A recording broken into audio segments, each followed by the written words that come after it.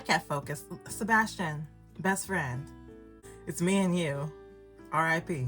We're back again to play some games. We're back with Ikemen Vampire, and last time, me and Leonardo had a...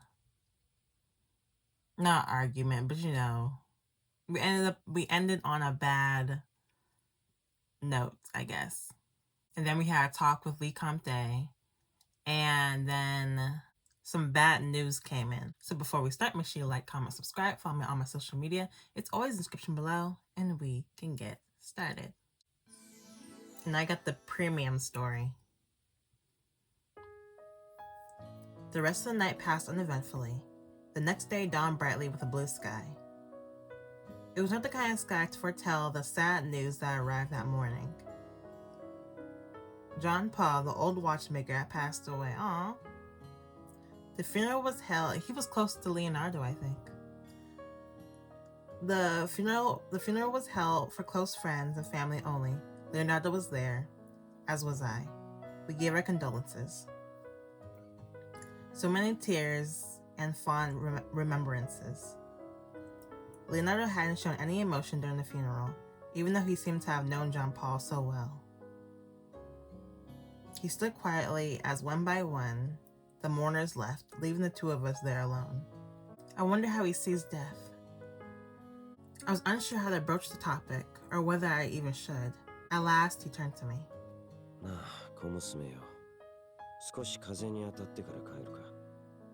You feel like walking home, Carmia? Just hypothetically, what if I don't?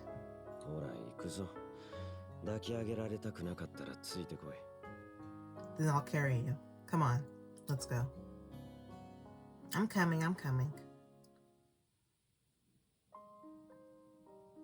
Soon enough, we wandered off the beaten path, finding ourselves in the countryside, the land dotted with wildflowers. Leonardo found a place to sit, pulled out a cigarillo, and patted the ground beside him, inviting me. I joined him. Thanks for agreeing to come. Not at all. I was glad for the chance to pay my respects. Yeah. He had the cigarillo unlit in his lips. We talked as we usually did, as though last night's painful encounter was forgotten. He looked peaceful. I agree. He looked like he was smiling. Probably was. John Paul was always smiling about something. Take good care of that. He nodded at the golden wristwatch I wore. It was still ticking, the mechanism functioning just as it should, as long as it kept going. I remember John Paul's words. Of course, once your heart stops, the watch will come to a stop too. Which is for the best. All of us have our time, and there's no point avoiding that. Instead, we need to enjoy every moment. Every bit of life you instill into this watch, it will reward you with time. I'll take good care of it, and I plan to keep this watch ticking as long as I'm alive. John Paul would be happy to hear that. A brief melancholy came over me, thinking we would not see him again to show him. I wonder if Leonardo was truly as sanguine about death as he sounded. Vicomte told me Leonardo would never turn anyone into a vampire. I understand that there's good reasons not to, and I'm sure he has his own reasons on top of that. But if he hasn't attempted to share his immortality, how much death has he had to face in his life? How many friends has he lost? Good question. A lot, probably. I couldn't say why. Perhaps it was the funeral, but I still only thought of Luminaire. That's the cat. I was taking a long road back from work one day when I found him. His old owner had just been buried. He was sitting there staring at the headstone. Waiting until the funeral processions came to an end, but no one noticed or claimed him, so I made him an offer. What did you offer him? Food and shelter? No, it's a secret between us tough guys, Schizocarmia, but I can't tell even you. Leonardo. Yeah? You say you made Luminaire an offer. What did you offer him? That's your question for today? I nodded. Leonardo was quiet for a time.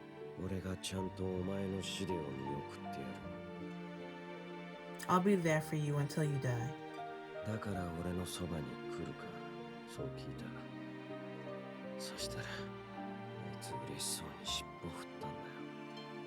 So do you want to come with me?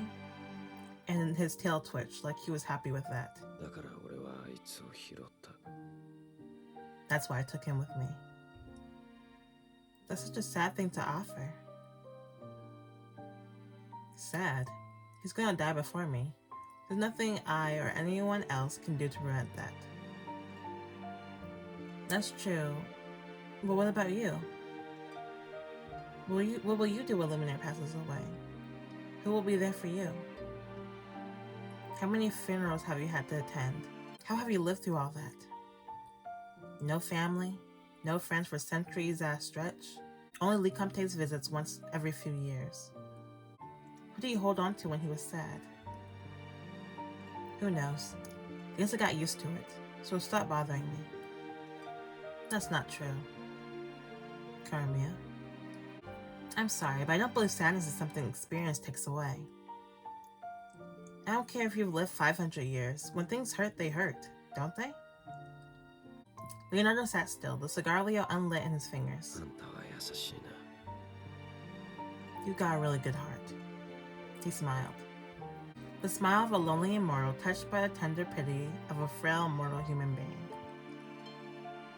What could I possibly say to him? We feel so strongly about each other, but I can't help but feel the centuries between us. Can anything breach that? I couldn't cross the gulf between mortality and immortality, but I hoped there was time to fix the gap between our hearts. Time. Even if time made our situation seem hopeless, I still wanted to reach him. Morbidism? A delicate way to paint flesh, and another word for weakness. Was it weakness to refuse to give up on this love? Leonardo, Chapter 20.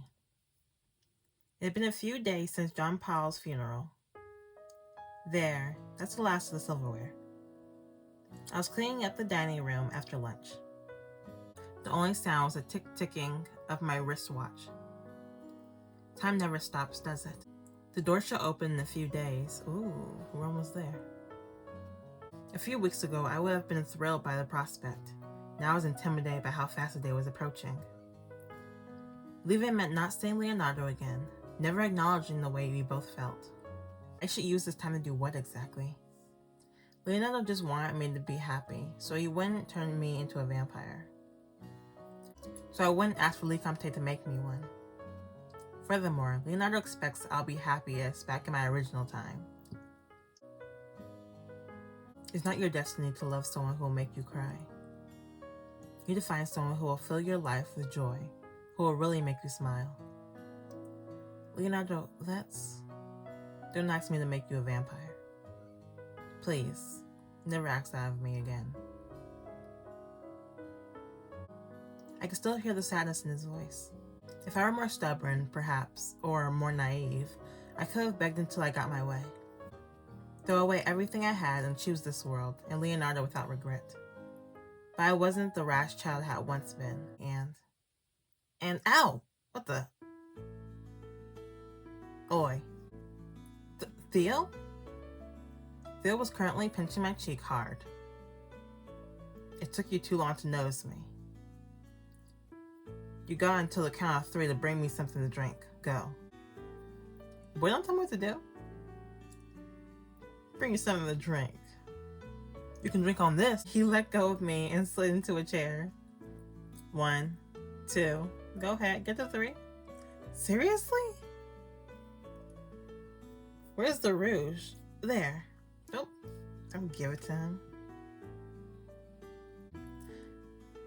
I spotted the decanter on the cart and placed it in front of him. Here you are. 2.99. You pass. Boy, I don't even play with you. I don't want to play with you. I'm so thrilled. You don't sound enthusiastic. You, sir, are the devil. Underneath my grumbling, I thought I heard Theo muttering softly. For someone with mush for brains, you're thinking about this way too hard. Did you just call? Oh, never mind. What do you mean I'm thinking about it too hard?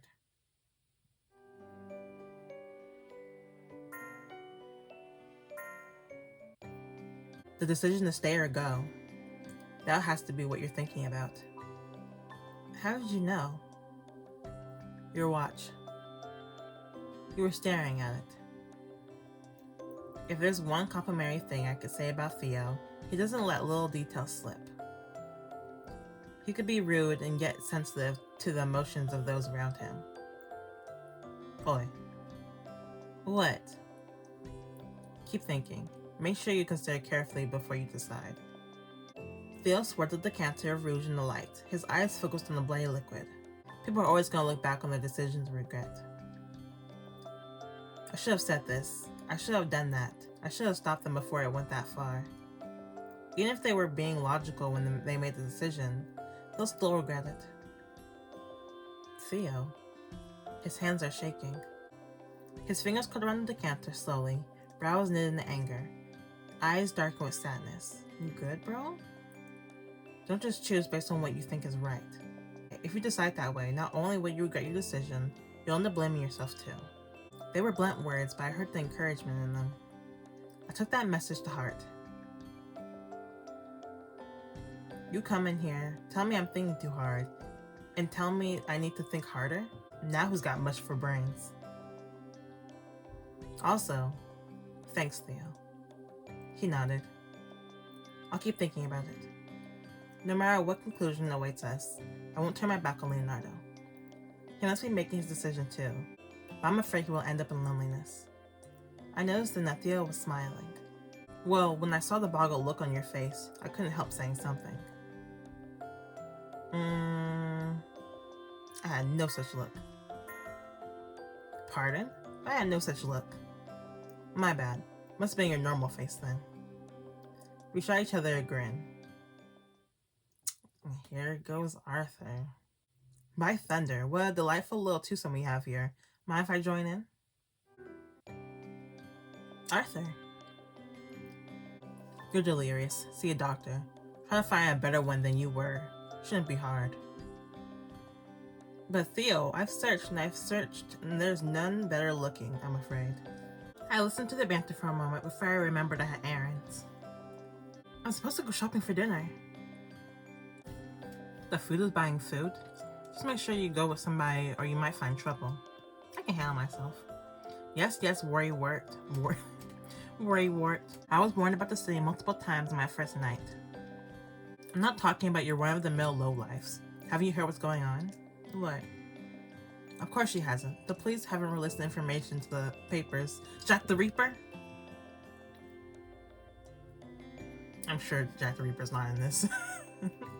What do you mean? What's going on?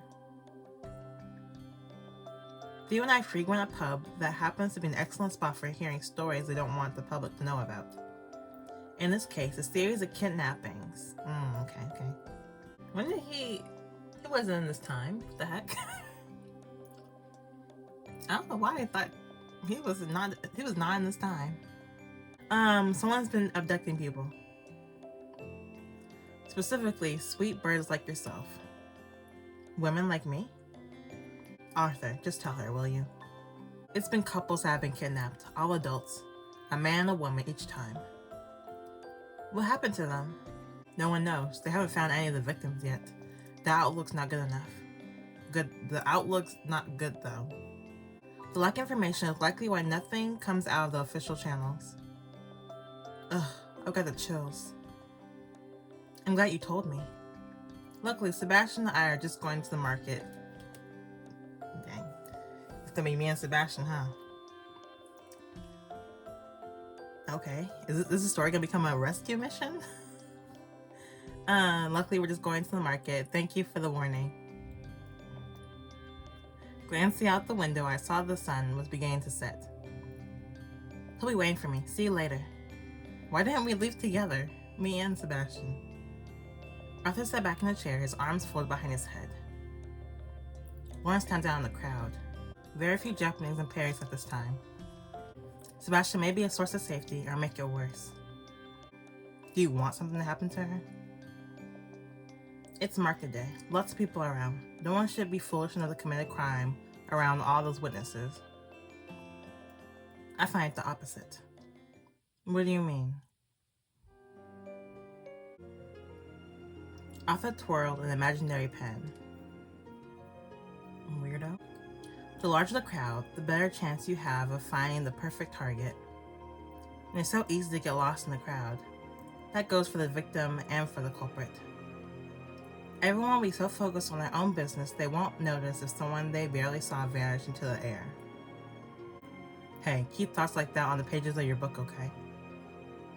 It was just a joke, old boy. Whatever.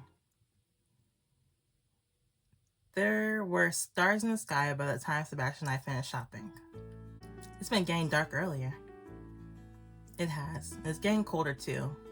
We may need to start shopping earlier for dinner. Exactly. We should have just went in the morning. By the way, what are you smiling about? I was smiling?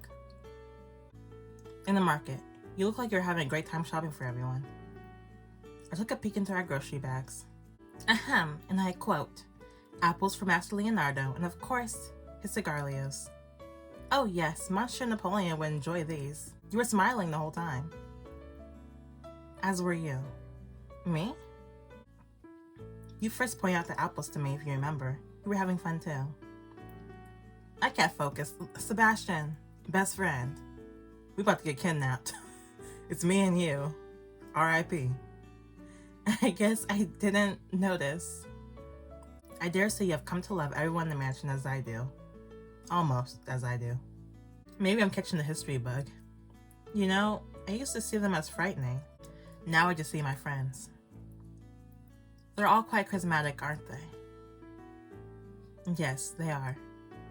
I thought fondly about my housemates. Their quirks, their jokes, their smiles. I love them all. I love living with them. Which is why I'm having a hard time deciding. Deciding, Lauren? It's nothing. I'm just talking to myself. I laughed and began to walk faster, spotting our turn up ahead, but just then, someone grabbed my arm, tugging me backwards. I thought it was Sebastian. Until someone else pressed something damp against my mouth. What's going on? Okay, we're done. So I got kidnapped. Me and Sebastian got kidnapped. Dang. I bet you it has something to do with Shakespeare. Yeah. Thank you for watching. Make sure you like, comment, subscribe, follow me on my social media. It's all in the description below, and I will see you guys tomorrow with Havenless. Bye bye.